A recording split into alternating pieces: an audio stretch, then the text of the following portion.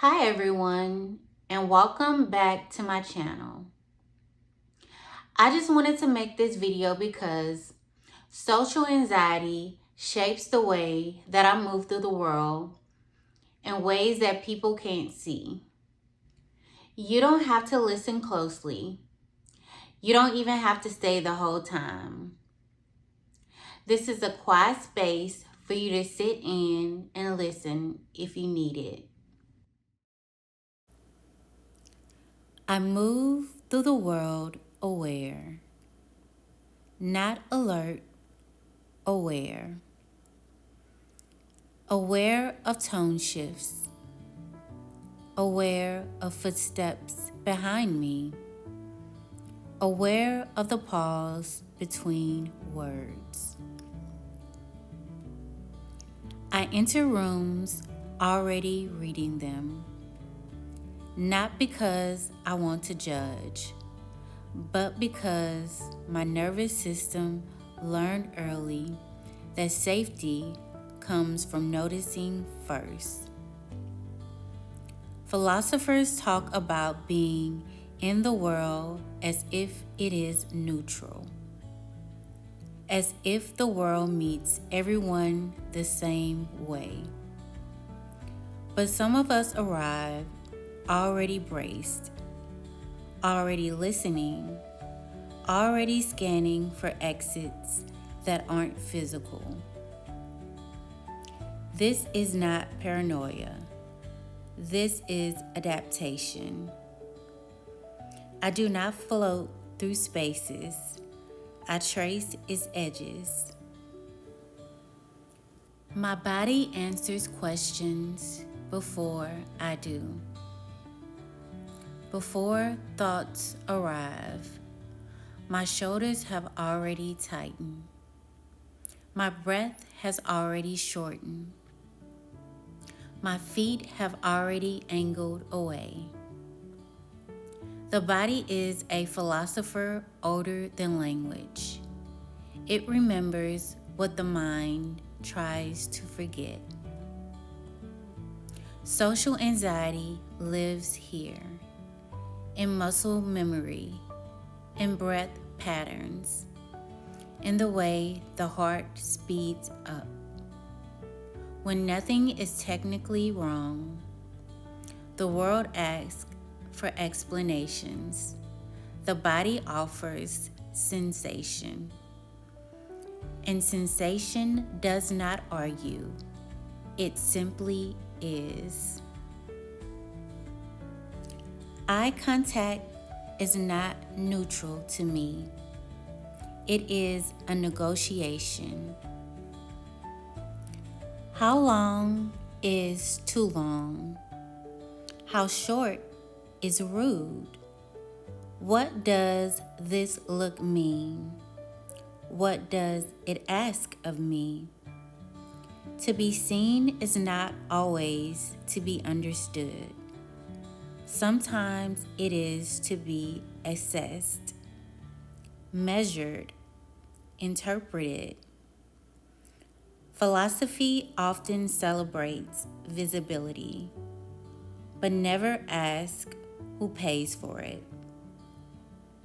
I move through the world managing exposure the way others manage temperature, not hiding, regulating.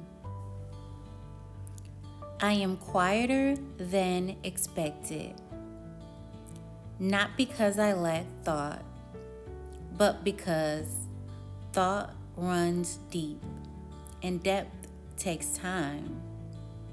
Silence is often mistaken for absence, but silence can be presence without performance. In a world that rewards immediacy, I arrive delayed. I speak after processing. I respond after weighing impact. This is not social failure. This is discernment. I live slightly ahead of the moment, not in ambition, in anticipation. I imagine conversations before they happen. Rehearse endings before beginnings. Prepare exit for rooms I haven't entered.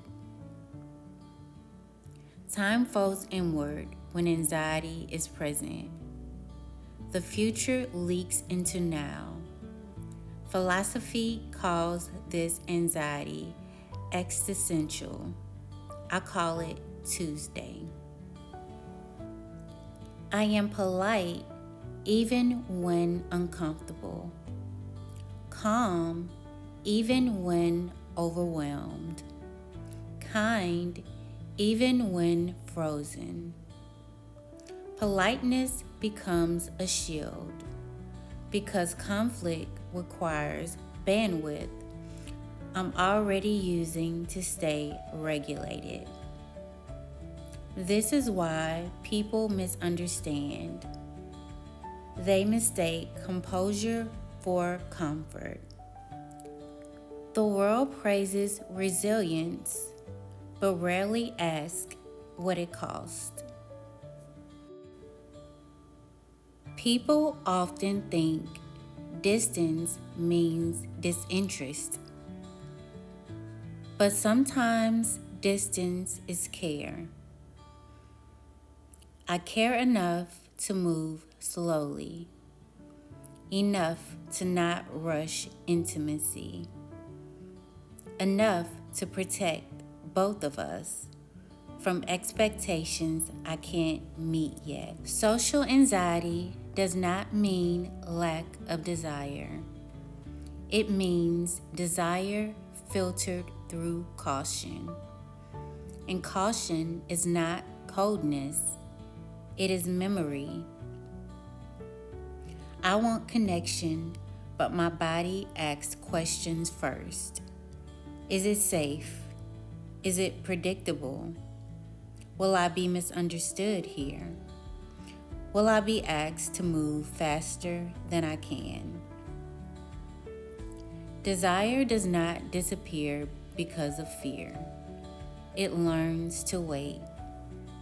In philosophy, desire is often portrayed as something urgent, a force that pushes outward, that demands expression. But there is another kind of desire, a quieter one, a desire that sits with itself until conditions feel survivable.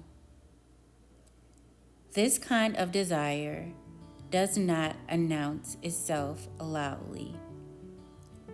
It does not chase. It does not perform certainty. It watches.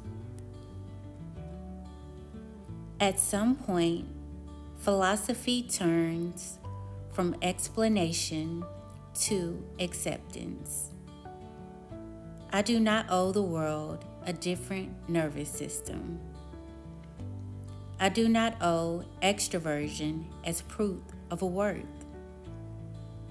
I do not owe ease to be lovable. I am allowed to move through the world in the way my body understands best.